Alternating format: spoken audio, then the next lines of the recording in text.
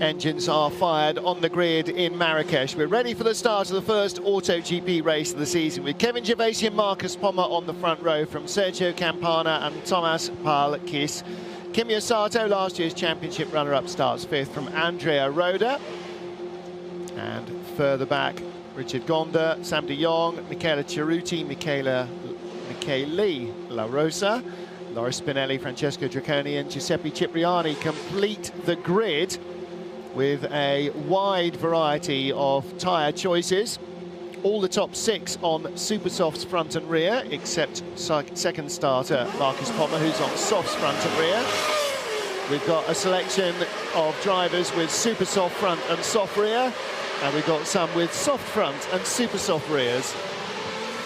So during the pit stops, all of those will change. We will try and keep up with it.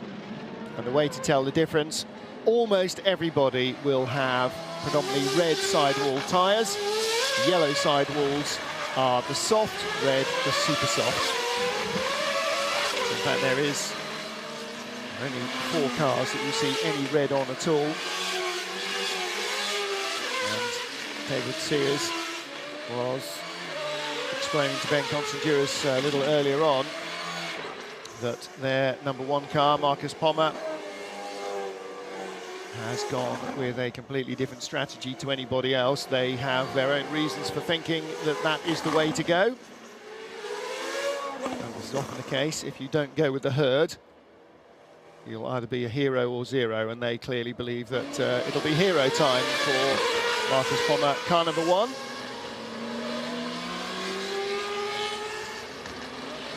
Supernova do have the option to use number 2 on their second car, but Michele Cerruti choosing 88, which I'm assuming is a lucky number for her historically.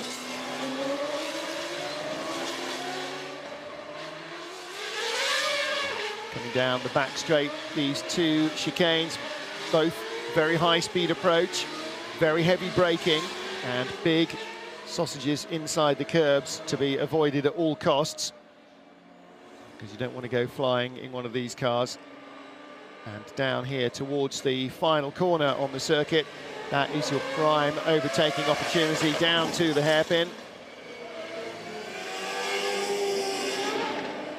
The problem is, getting inside somebody at the hairpin probably means you're not going to make it all the way around. These cars are going to have relatively restricted steering lock. So it's often better to try and get a pass done into one of the 2 chicanes. This is the second of them, which it seems to be is the more demanding. You're getting in there a little quicker, I think, than you do into the first one. And quicker again down to the final chicane, final corner, the hairpin. FIA President Jean Todt is here. We already saw that FIA Vice President Ari Vatanen was here as well.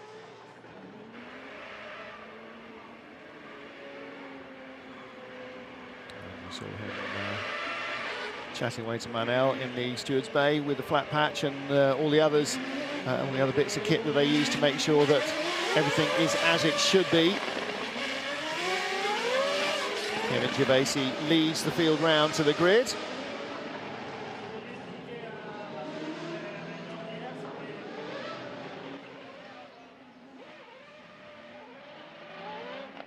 So we're getting ready for the first start in anger of the season.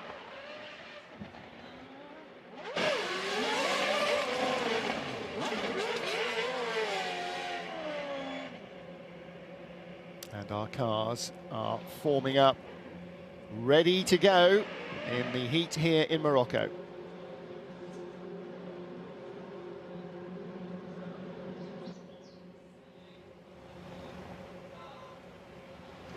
The AutoGP 2014 season is about to get underway. Kevin Gervasi, the black car, on pole position. Very tardy getaway from Marcus Pommer with the yellow wings.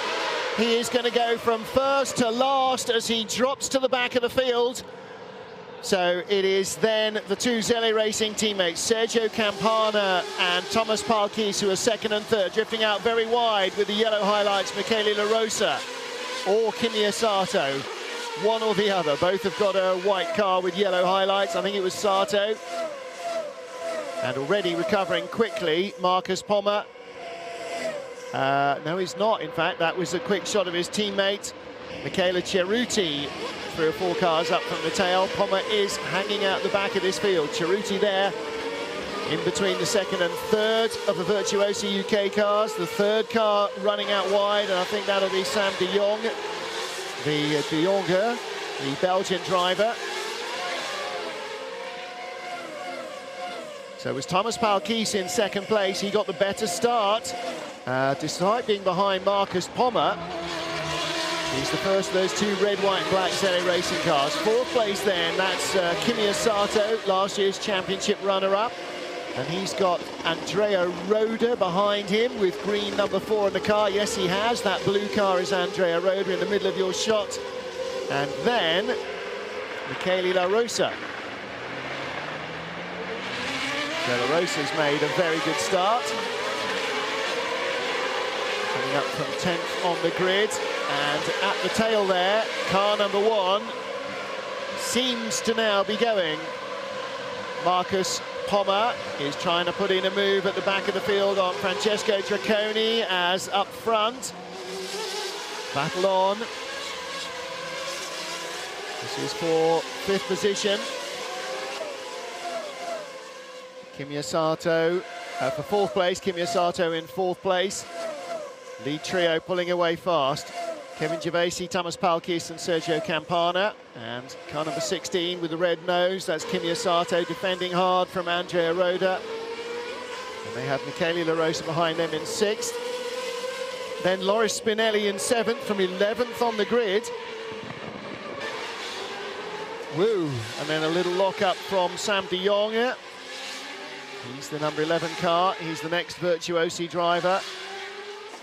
So in fact, the guy who out-qualified him, Richard Gonda, in the 3rd Virtuosi car, drop it back to the back of the field as de Jong there in the middle of that little group, trying to put in a move on the all-black car in front of him, which got in a little hot, I think, into that chicane. So Spinelli is going to lose ground.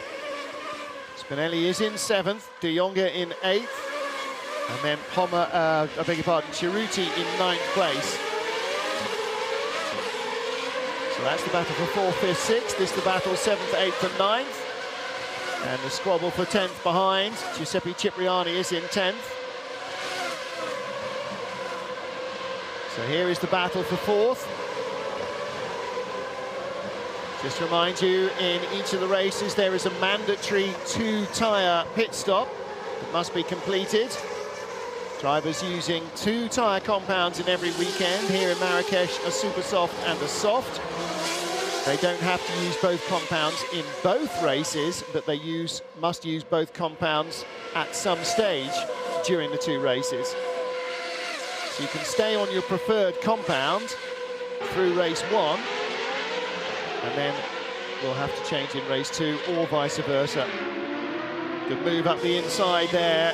Little late braking from Marcus Pommer. I'm afraid him going from 2nd on the grid to the back of the field may well have changed his game plan.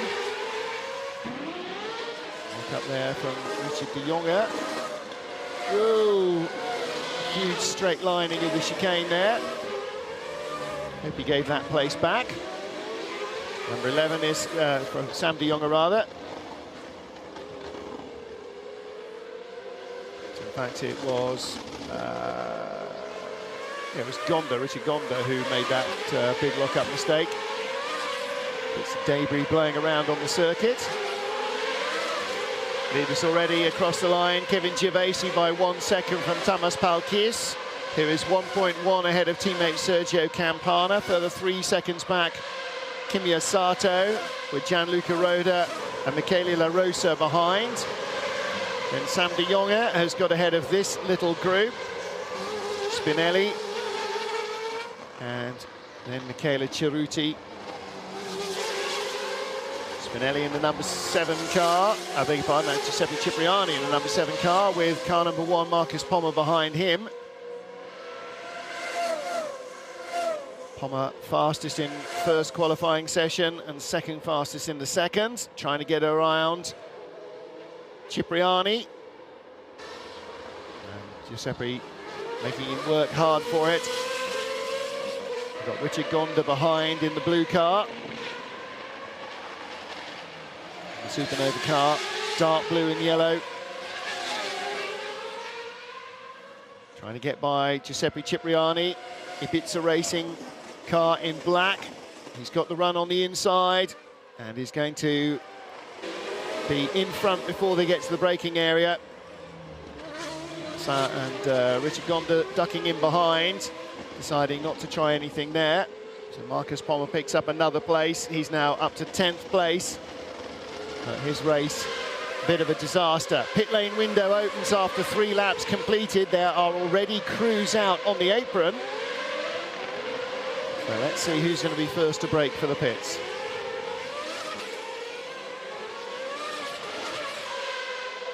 In comes one of our lower runners, Loris Spinelli, in the blue Virtuosi car, and behind him, in front of him rather, Sam de Jonge in the blue Virtuosi car, Loris Spinelli in the black, red and gold car behind. And he is having a rear tyre change. Rear's also going on to the Virtuosi car.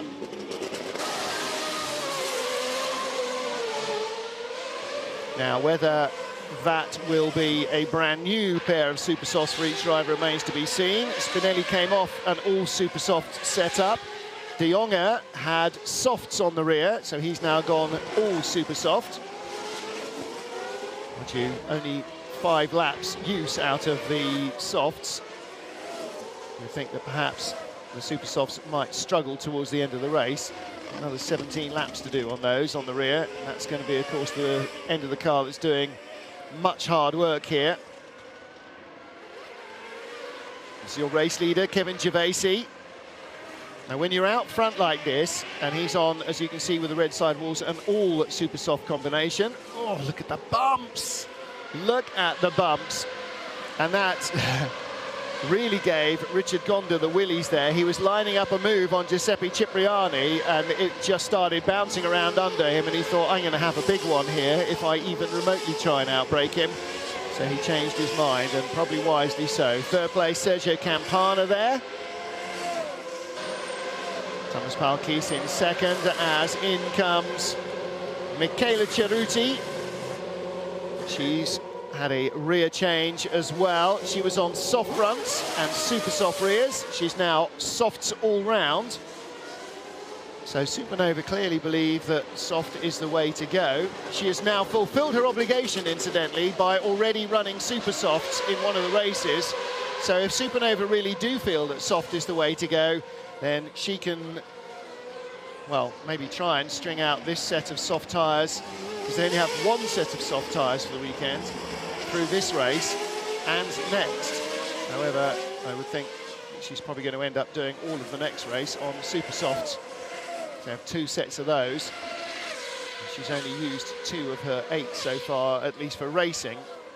Imagine they probably had them on for qualifying. Fastest race lap, incidentally, for Thomas Palkis at the moment. As you see, Loris Spinelli jumping the curbs. Ooh. And see now, if I was the stewards, I would be summoning him to have a quick word about this weaving all over the road business. That's not what you want to see. Oh, and that is not what you want to see either. Kevin Gervasi throwing away any opportunity of winning this race, and worse than that, taking Thomas Palkis out with him. And we will have a safety car out.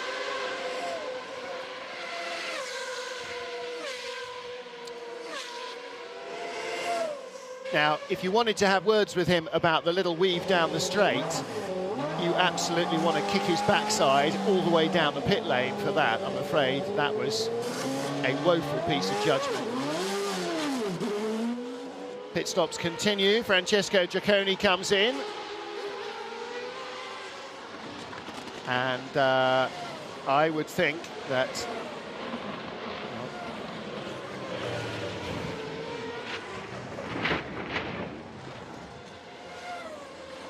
you be the judge. I'm afraid from my mind, that's one of the most ridiculous random moves I've ever seen on this circuit. Safety car is out. Out of the race, Thomas Palkis. And I'm afraid if I was a race steward, out of the race weekend would be Kevin Gervaisi. That was some very random driving indeed. So our safety car for the campaign for the season is the Alfa Romeo 4C. And as he comes out, everybody else peels down pit road, including our leader, Sergio Campana. Leader on pit road. So Sergio Campana, the race leader on pit road, and changes wholesale here. Virtuosi UK car and the #1 car of Marcus Pommer, also on pit road. Now he's having a front tyre change. He was on softs all round. Looks like he's gone super soft at the front. And drama as Sergio Campana cannot restart the car. So the man who inherited the lead after Kevin Gervaisi took Thomas Palkis out of the equation and himself has stalled on pit road. Now, has he got going again? That was not him, that was Michele La Rosa leaving. So all sorts of drama going on here. And that's Giuseppe Cipriani being stopped and lifted back up again. Something not quite on. He stalled the engine as well, but he was called back in because the right rear gunman was not happy. I think he still had the wheel nut in the gun. Wow. Okay, so all sorts of carnage going on here. Out on track is Sergio Campana. But the question is, where has that left him? Where did that stall drop him down to? As you can see, he's not in company with anybody else. And also then, not only where's he got to, but who is our actual leader, and has he actually stopped? Timing screen says Kimi Asato is the leader. He's not the first man behind the safety car. The first man behind the safety car, is that Richard Gonda? Still haven't cleared up Kevin Gervaisi's car, so be another couple of laps at least behind the safety car. I think everybody has completed their pit stops. Yes, they have. In fact, there have been a couple who've been in twice. In fact, most have been in twice, apparently, according to the timing screen. Oh dear. The remote starter very quickly being brought into operation by the team. And a battery, just in case.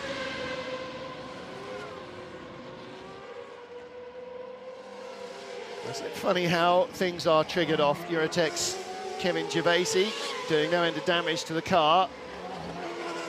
I'm afraid not putting himself in anybody's good books, least of all Thomas Palkis.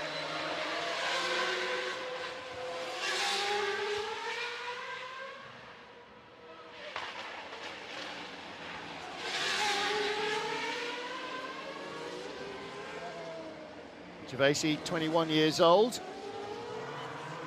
Ooh. Did that go? Yes. Actually went over the camera. It's in a little gap there. Comes out of Italian Formula 3, and last year was the Cup class champion in the Formula 3 Open Series. So he's had 2 years of Italian Formula 3 and Formula Low Lister as well, which is a junior single-seater category in Italy. Big step up to these cars, but clearly he hasn't learned manners on a racetrack, judging by the way he was weaving around. And the incident. Good luck sorting out any kind of defence for that one.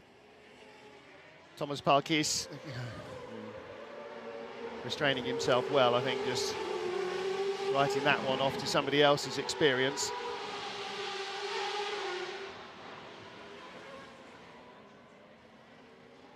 Well, disappointing for Gervaisi. He had an opportunity, a real opportunity to win this race. The man who was fastest in qualifying from pole position. Ultra disappointing for Thomas Palkis, who was forced into the barriers by somebody else, and his chance of winning the race went west.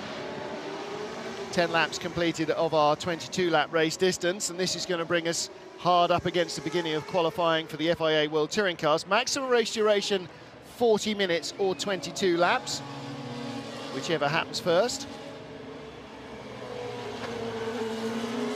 And at the moment, time remaining is 24 minutes. They're lapping in a minute 30 in race pace-ish. So 12 laps, so 12 and 6, 18 minutes. We've got 24 minutes left, so we should get the race distance in, unless the safety car is extended for very much longer, which I can't really see there's going to be a huge need for, as long as the tyre wall is okay.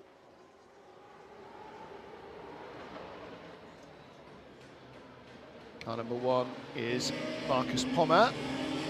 Now the queue behind the safety car. Okay, let's take a look. Marcus Pommer on the right, the start. Sort of like he was trying to get away in 3rd or 4th gear. I'm not quite sure what happened there. Clearly he wasn't trying to get away in 3rd or 4th gear. Not entirely sure that's even possible on a modern flappy paddle gearbox. But something didn't like sitting on the grid, or the heat, or the amount, or the lack of revs that he was put. I mean, these things have all got very sophisticated launch systems, and the electronics often decides of its own what it wants to do. Anyway, the queue behind the safety car, the white car with the red nose, is Kimi Sato, our race leader, with Gianluca Roda in 2nd and Marcus Pommer in 3rd. So 3 different teams represented. Euronova running Sato, Virtuoso UK running Roda, and Supernova running Pommer.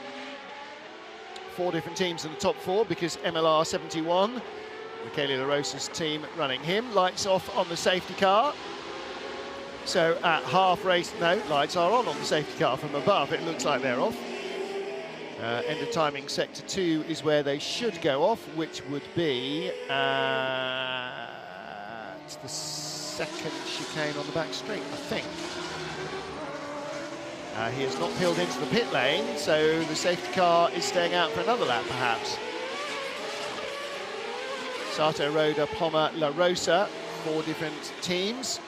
Then Richard Gonda in 5th place for Virtuosi. Giuseppe Cipriani in 6th for Ibiza Racing.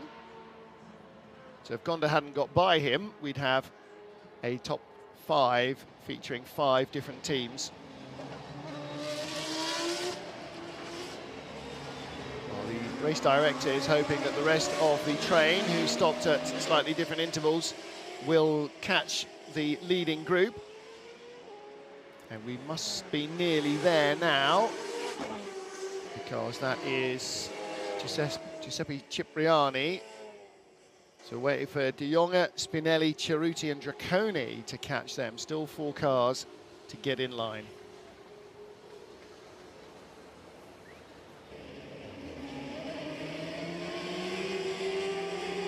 Safety car will come in at the end of this lap. Half the race distance completed. So there'll be 10 racing laps to the checkered flag. Always assuming that, as is so often the case, this safety car doesn't breed another one. Certainly the ambient temperature is high, track temperature is high. Drivers have had plenty of opportunity to keep the heat in their tyres. Often done by weaving, but more usefully done by braking, and there's been plenty of opportunity to do that, coming past one of the new hotels in this area on the outskirts of the city of Marrakech. The Alpha 4C safety car. Lights now have gone off as he exits the chicane. De Jonge is just coming out of the hairpin, so he's a very long way back. And Spinelli and Cerruti and Draconi behind him as well. He's 1 minute and 45 seconds behind the leaders. So, in fact, that noise that you heard on the mic was the last group of 4 going by my commentary position as the leaders head down the back straight to the 2nd chicane and then the final corner. Big lock-up there from the 5th place car of Richard Gonda, getting caught out as everybody checks up. As we go, green flag racing once more. Green flag waves. Kimi Sato leads the field across the line, 6/10 in front of Gianluca Roda, of Andrea Roda. First time this season, hopefully the last. And in 3rd place, looking to try and make a move, Marcus Pommer. Well, all bets are off now for Pommer. His bad start is of no consequence. He is in third place at the restart, 10 to go.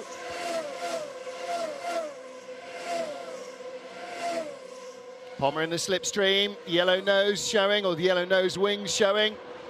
Ducks out from behind, Andrea Roda, but the Italian is not going to give that away easily. Michele La Rosa runs wide, gains a little ground. Richard Gonda, very slow.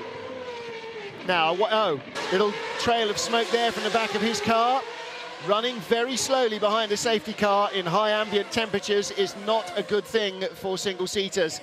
On the attack is Sergio Campana in the number 8 car. He's all over the back of Michele La Rosa. On the dirt, though, and he's going to have filthy tyres, goes straight through the chicane, rejoins miles in front, will have to give that place back, and does. Good thinking, and heads-up driving by Michele La Rosa as well. Saw that the man challenging him was going to be in all sorts of trouble, left him room to go. Battle on for second place still, coming down towards the hairpin. And Marcus Pommer in the blue and yellow Supernova car, desperately trying to get in front of Andrea Roda. Kimi Asato was 0.662 ahead last lap. He's 1.18 ahead this lap. That means that as Roda defends against Pommer, he is watching Sato march off into the distance. Out on pit road are the Virtuosi team, as down for investigation comes car number 6, Richard Gonda. Oh, and again, that bump right in the middle. That's like getting a really good kick up the backside, hitting that. These drivers on, basically on the floor of the car, in a very, often very thin seat moulded specifically to their frame, so not a cushioning seat in any way. It's just to pack out the gap between them and the monocoque. And when you hit a bump like that, or straddle a curb, it is like getting a really good kick in the seat of the pants, and somebody's tagged the tyre stack very badly, and that is Sergio Campana's race run as well. And that's the last shot we'll see from that camera in this race as well. So Sergio Campana has ripped the right front corner off, and as he labours round the circuit, we may need to scramble the safety car again. Kimi Asato leads. The gap has not grown much, I don't think. 1.18 out to 0.8. So in fact, the gap has come down as Andrea Roda and Marcus Pommer have been battling less. I think Roda has chosen to ignore Pommer and get his head down and try and catch Kimi Asato. Michele La Rosa remains in 4th. And I don't want to take my eyes off the screen and check, but I'm sensing that might be his best result in AutoGP so far if he can hold it. And again, that bump. Marcus Pommer is selling that move very early and very concertedly to Andrea Roda in the blue car in front of him, which makes me think he's actually lining something else up, but he's not close enough anywhere else to look at making a move. There's Kevin Gervasi peeling off his suit.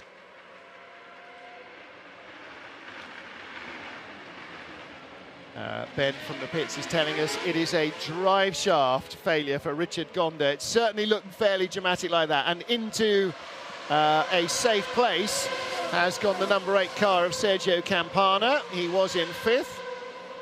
Lead trio are close, but the battle for second continues, and a big moment for Andrea Roda. Now he's got softs on the back and still super softs on the front. Kimi Asato is starting to pull away as Pommer again tries to attack. This is lap 15 now, they're starting of 22.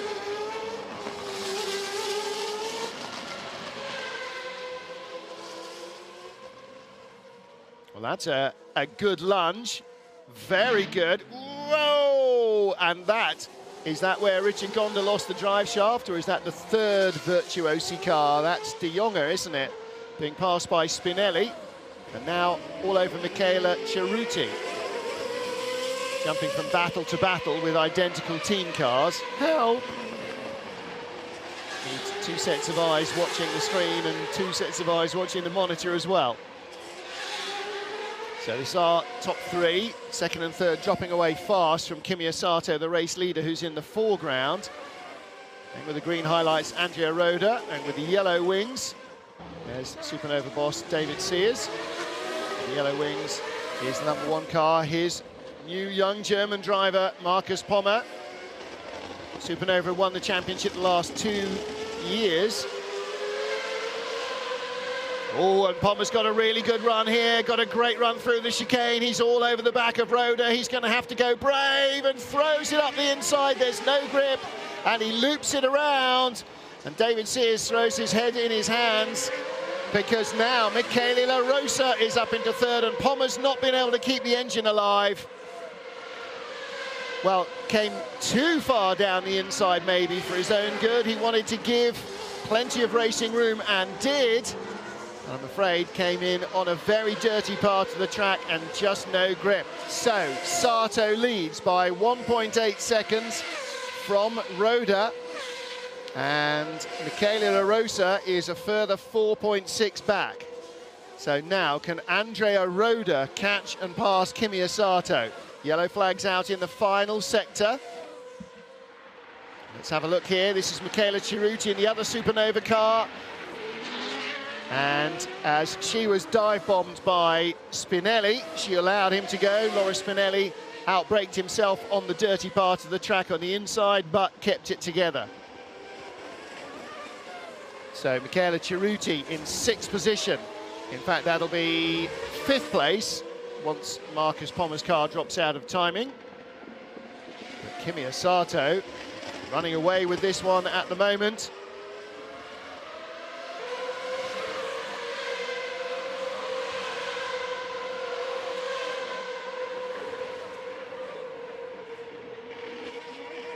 And down pit road comes Markus Pommer. He has been bump started, so he can't rejoin the race. Walking down, you saw Sergio Campana. And both of them, in fact, he's rolling, isn't he? He hasn't been bump started, just been pushed. And the Supernova guys are going to have to push him right out of the way. Not the temperature to be running along a pit lane and shoving cars about. And De Jonge in the Virtuosi car, all over the back of Spinelli, who outbrakes himself again, and through goes De Jonge. The Belgian picks up 6th place at the expense of the Italian. Again, that was a good bit of pressure play there by Sam De Jonge. Piled the pressure on the man in front, and when the gap came, he was in control and went through the gap. Ah, now then. An interesting, I guess, David Sears, being the smart cookie he is, said on the radio, get them to push you out of a place of safety, roll downhill into the pit lane, and we'll fire you up again. And you know what? That's some quick thinking. Kimi Sato, our race leader, looking very in control here. And the gap not coming down. Faster by 0.3 in Sector 1 on this lap, 1/10 in Sector 2 on this lap. So this is going to increase his lead by something around half a second, maybe more, over Andrea Roda. The all-white car there of Francesco Dracconi, who's now up to 8th place.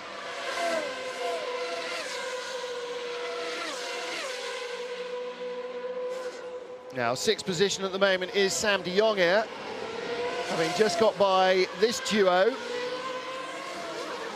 Spinelli and Dracconi, the black and the white car, 7th and 8th. Top 6 finishing order from race 1, reversed as the top 6 positions for race 2. So at the moment, De Jonge and Cerruti, the 2 rookies, would be on the front row of the grid. Michela Cerruti would start on the same grid spot that her teammate Markus Pommer started in race 1 and barely started. Well, that was always going to happen, wasn't it? Down the inside went Dracconi on the dirty part of the track. No tyre rubber down, no dust cleared away, no grip. So he just went straight through the chicane and gave away any advantage he might have had. He has not yet given the position back, but he is going to have to. because he took it by illegally exceeding the track limits. And we saw earlier on, didn't we, some much more heads up, giving a position back from exactly a similar mistake. He, however, thinks that was a legitimate pass. I don't wish to disavow you of that thought, however, I'm sure the stewards will. So Spinelli shown in 8th and 8th place on the track. However, if Ciccone gets away with that, then I may have to go and have a word with somebody.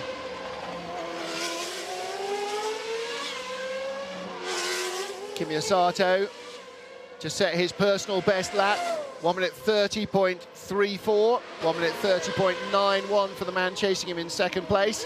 And finally, Ciccone has been told by the team, give the place back. Ah ha ha! And his car has come to a grinding halt right by a gap in the wall. And is that a curb moment as well? Very interesting. The stewards will investigate the incident between Kevin Gervasi and Thomas Palkis. To my mind, certainly Palkis with no case to answer. So it's basically asking Kevin Gervasi what the dickens he thought he was up to. Yellow flags out here in turn 6, but the car should be pullable, backable behind the gap in the wallable. 8 minutes on the clock, and we are on lap 19 of 22. Leader 2/3 of the way round, heading down to the hairpin, Kimi Sato. And Andrea Roda can only hope that Sato is going to throw it off or break something, because Roda has no answer to the pace of the Japanese. Sato is going to start his championship challenge with a race win, it would appear, on super softs all the way through. And what was Andrea Roda on? He started on super softs as well. And they both had rear tyre changes.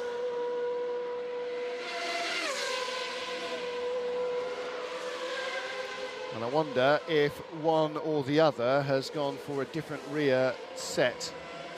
And is that what's making the difference? Too much reflection on my screen. I can't quite see whether Sato has got yellow or red rear. Yeah, it's red rear, so they're super softs all round. Now in the truck, if we could have a look at Andrea Roda's tyres in the hairpin, nice and close up, that would be jolly handy. And we can figure out what exactly he had on the back of his car.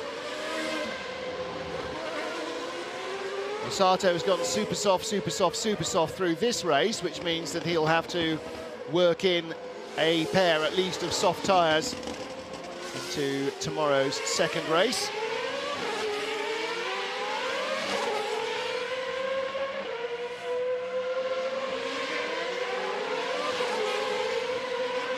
To be dealing with this with consummate ease. I've got to look at his car. No look at all at Andrea Roda's though. So not quite sure what the Virtuosi driver's got on the back. Probably doesn't matter that much. Now then, you can see that, I mean, the bumping here is pretty violent, isn't it? Some of these bumps in the middle of the track, you barely notice in a road car. But in these things, with no compliance, you really know all about it. Kimi Sato catching Loris Spinelli. Lap 21 of 22. Spinelli's last lap, 1:33.7. Sato a 1:30.8. Saw Vincenzo Sospiri and his team. Don't do that! That's not what team managers like to see. The driver in the lead, bouncing it off the curbs. Pommer getting away with that by the skin of his teeth as well. He's been getting more and more sideways, and maybe that is the end of the super softs. He started with softs all round. I think he went super soft rears for the 2nd part of the race. And it may be that they had to come in when the safety car was out rather earlier than they would have liked on a super soft rear, but then almost everybody else has had super soft rears, so 6 of one, half a dozen of the other, really. And Sato can avoid putting it in the wall on this last lap. and he is going to win the season opener from Andrea Roda. And it will be a very happy Michele La Rosa, you sense, who, if he can bring this back in third place, can complete the run. 34-year-old, 33-year-old Michele La Rosa, I correct myself, he's not 34 till the end of this month. And his only racing history is in AutoGP. Created his own team, MLR 71, to race in the series. This is only his 4th year of car racing. All his miles have been in these cars. And in fact, his car now being run under the Euronova banner by Vincenzo Sospiri and his team. Last lap, still plenty of drama possible somewhere. Hopefully not so for Kimi Sato. Don't think he's close enough now to the car in front for it to make any difference. Spinelli. Marcus Pommer, incidentally, on the fastest first sector of the entire race from anybody on this lap. But more importantly, the checkered flag awaits for Kimi Sato. Last year's championship runner-up will win the first of 2014. Beaten to the title by Vittorio Ghirelli of Italy. Sato puts his line in the sand. Andrea Roda second, Michele La Rosa taking third. Oh, hang on a minute. Where is Andrea Roda gone? Timing shows he has crossed the line. And that was Giuseppe Cipriani to come home. Ah, there's Andrea Roda. Where is he? Was I looking at something that I shouldn't have been looking at? He has put it off in the final chicane of the race. So Michele La Rosa is second, and Giuseppe Cipriani is third. And Declan, the boss of Virtuosi UK, cannot believe Andrea Roda has thrown it off half a mile from the checkered flag, from second place. And I guarantee that Andrea Roda can't believe he has thrown it off from second place, half a mile from the checkered flag either. Now that'll teach me to be looking at bits of paper in the final couple of corners when the race is all done and dusted, signed, sealed and delivered. When I have not a minute earlier said, still the possibility for drama on this final lap. Unreal.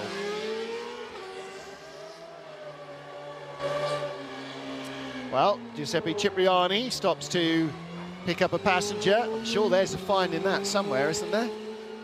Cipriani won't care too much. Well, my timing screen still shows Andrea Roda having completed the race in second place. So the timing screen is a lap out of date. And there is Loris Spinelli. Now, has he deliberately come to a halt? Has he spun it somewhere, or he's just parked it at the end of pit road? He might be hot enough and tired enough